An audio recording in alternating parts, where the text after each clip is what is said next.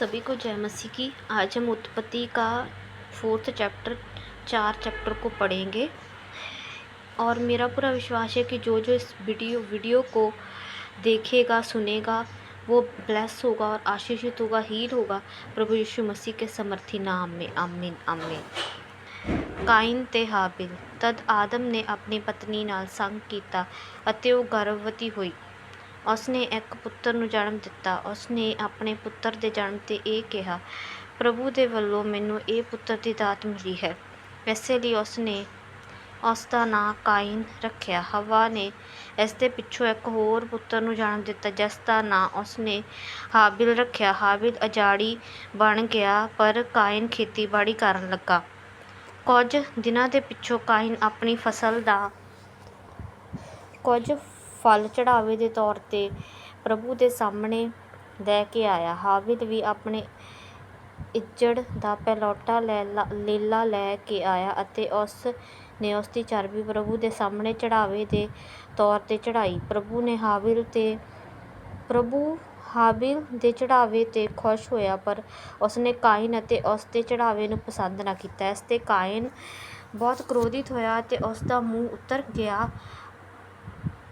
ਪ੍ਰਭੂ ਨੇ ਕਾਇਨ ਨੂੰ ਕਿਹਾ, ਤੂੰ ਕ੍ਰੋਧਿਤ ਕਿਉਂ ਹੈ ਅਤੇ ਤੇਰਾ ਮੂੰਹ ਕਿਉਂ ਉਤਰਿਆ ਹੈ? ਜੇਕਰ ਤੂੰ ਭਲਾ ਕੰਮ ਕਰੇ ਤਾਂ ਤੂੰ ਸਵੀਕਾਰਿਤ ਕੀਤਾ ਜਾਵੇਗਾ, ਪਰ ਜੇਕਰ ਤੂੰ ਭਲਾ ਕੰਮ ਨਹੀਂ ਕਰਦਾ ਤਾਂ ਪਾਪ ਤੇਰੇ ਅੱਗੇ ਅੱਗੇ ਰਹਿੰਦਾ ਹੈ। ਉਹ ਤੇਰੇ 'ਤੇ ਰਾਜ ਕਰਨਾ ਚਾਹੁੰਦਾ ਹੈ ਪਰ ਤੈਨੂੰ ਉਸ 'ਤੇ ਕਾਬੂ ਪਾਉਣਾ ਚਾਹੀਦਾ ਹੈ।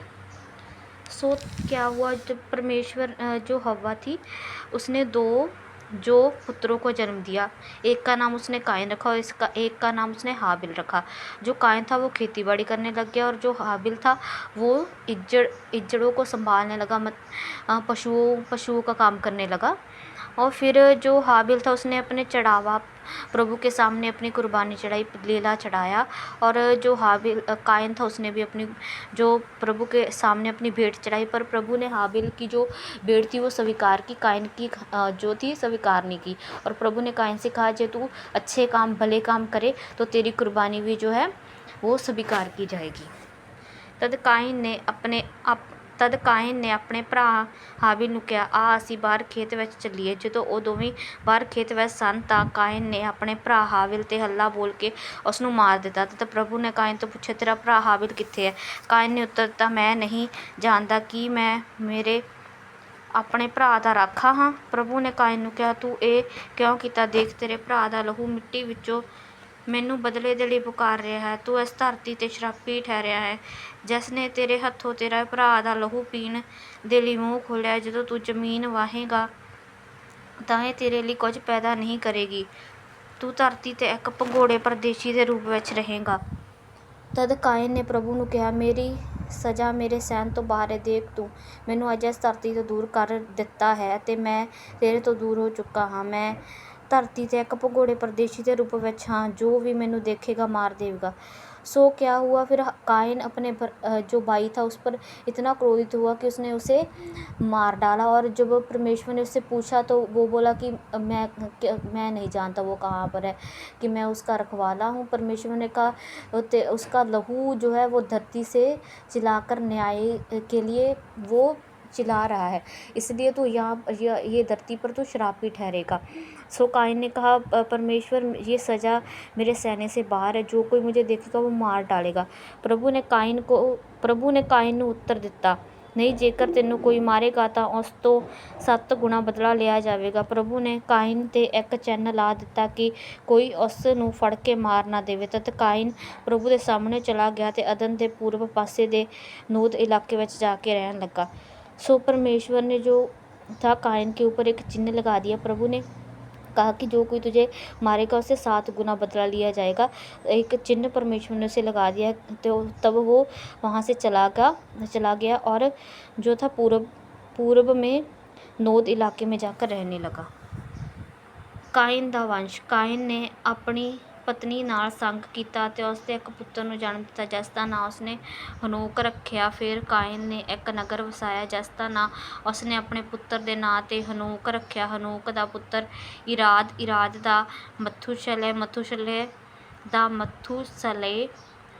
ਅਤੇ ਮਥੂਸ਼ਲੇ ਦਾ ਪੁੱਤਰ ਲਾਮਕ ਸੀ। ਲਾਮਕ ਦੀਆਂ ਦੋ ਪਤਨੀਆਂ ਸਨ। ਇੱਕ ਦਾ ਨਾਂ ਅਦਾ ਅਤੇ ਦੂਜੀ ਦਾ ਨਾਂ ਜ਼ਿਲਾ ਸੀ। ਅਦਾ ਨੇ ਇੱਕ ਪੁੱਤਰ ਦਾ ਨਾਂ ਜਾਬਲ ਸੀ। ਜਾਬਲ ਦੀ ਸੰਤਾਨ ਪਸ਼ੂ ਪਾਲਣ ਦਾ ਕੰਮ ਕਰਦੀ ਸੀ ਅਤੇ ਤੰਬੂਆਂ ਵਿੱਚ ਰਹਿੰਦੀ ਸੀ। ਅਦਾ ਦੇ ਦੂਜੇ ਪੁੱਤਰ ਦਾ ਨਾਂ ਜੁਬਲ ਸੀ। ਜੁਬਲ ਦੀ ਸੰਤਾਨ ਬਰਬਦ ਦੇ ਬੀਨ ਵਜਾਉਣ ਦਾ ਕੰਮ ਕਰਦੀ ਸੀ। ਜ਼ਿਲਾ ਦੇ ਪੁੱਤਰ ਦਾ ਨਾਂ ਤੁਬਲ ਕਾਇਨ ਸੀ। ਉਹ ਪਿੱਤਲ ਦੇ ਹਰ ਤਰ੍ਹਾਂ ਦੇ ਸੰਦ ਬਣਾਉਂਦਾ ਸੀ। ਉਸ ਦੀ ਭੈਣ ਦਾ ਨਾਂ नमा ਸੀ। सो आगे क्या हुआ, फिर कायन था, उसने अपनी उसकी पत्नी थी उसके साथ संग किया, तो उस एक जो था उनके पुत्र ने जन्म लिया, उसका नाम हनोक था। आगे हनोक का पुत्र था जो वो सारा वंश दिया है कि क्या क्या वो जो थे तंबू बनाने का काम करते थे, बर्बत बनाने का काम करते थे और पशुपाल पित्तल के जो संद थे वो बनाते थे। इस प्रकार जो उस आगे उनकी संतान के बारे में बताया गया है। लामक ने अपनी पत्नियां ਨੂੰ ਕਿਹਾ, ਆਦਾ ਅਤੇ ਜ਼ਿਲਾ, ਮੇਰੀ ਗੱਲ ਸੁਣੋ। ਮੇਰੇ ਹੱਥੋਂ ਇੱਕ ਨੌਜਵਾਨ ਦੀ ਮੌਤ ਹੋਈ ਹੈ ਜਿਸ ਨੇ ਮੇਰੇ 'ਤੇ ਹੱਲਾ ਬੋਲ ਕੇ ਮੈਨੂੰ ਜ਼ਖਮੀ ਕੀਤਾ ਸੀ। ਪਰ ਜੇਕਰ ਕਾਇਨ ਦੇ ਮਾਰਨ ਵਾਲੇ ਤੋਂ 7 ਗੁਣਾ ਬਦਲਾ ਲਿਆ ਜਾਵੇਗਾ ਤਾਂ ਮੇਰੇ ਮਾਰਨ ਵਾਲੇ ਤੋਂ 70 गुना बदला लिया जाएगा। सो जो था आगे जो था लामक था, जो लामक था उसका कायन के वंश में से था। उसने अपनी पत्नियों को बुलाकर कहा कि जो कायन को मारेगा जी उससे 7 गुना बदला लिया जाएगा, तो जो मुझे मारेगा उससे 70 गुना बदला लिया जाएगा। शेम ਅਤੇ ਅਨੂਸ਼। ਤਦ ਆਦਮ ਅਤੇ ਉਸ ਦੀ ਪਤਨੀ ਦੇ ਘਰ ਇੱਕ ਪੁੱਤਰ ਨੇ ਜਨਮ ਲਿਆ। ਇਸ 'ਤੇ ਹਵਾ ਨੇ ਕਿਹਾ, ਪਰਮੇਸ਼ਵਰ ਨੇ ਹਾਬਲ ਦੀ ਥਾਂ ਮੈਨੂੰ ਇੱਕ ਹੋਰ ਪੁੱਤਰ ਦਿੱਤਾ ਜਿਸ ਨੂੰ ਕਾਇਨ ਨੇ ਮਾਰ ਦਿੱਤਾ ਸੀ। ਇਸੇ ਲਈ ਉਸ ਨੇ ਉਸ ਦਾ ਨਾਂ ਸ਼ੇਤ ਰੱਖਿਆ। ਸ਼ੇਤ ਦੇ ਘਰ ਵੀ ਇੱਕ ਪੁੱਤਰ ਨੇ ਜਨਮ ਲਿਆ ਜਿਸ ਦਾ ਨਾਂ ਉਸ ਨੇ ਅਨੂਸ਼ ਰੱਖਿਆ। ਇਸ ਸਮੇਂ ਤੋਂ ਲੋਕ ਪ੍ਰਭੂ ਦਾ ਨਾਂ ਲੈਣ ਲੱਗ ਪਏ ਸਨ।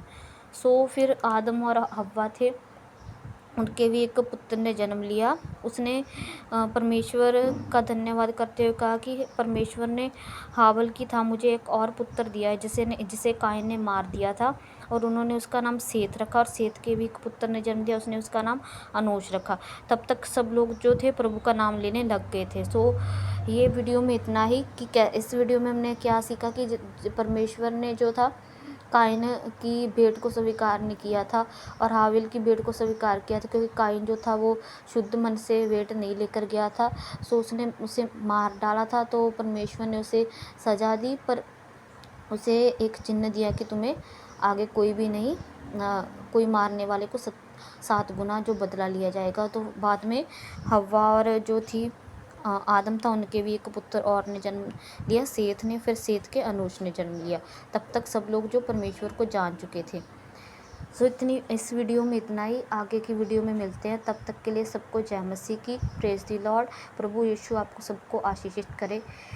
प्रभु यीशु मसीह के नाम में हम मांगते हैं। आमीन आमीन आमीन। हालेलुया। Thank you Jesus.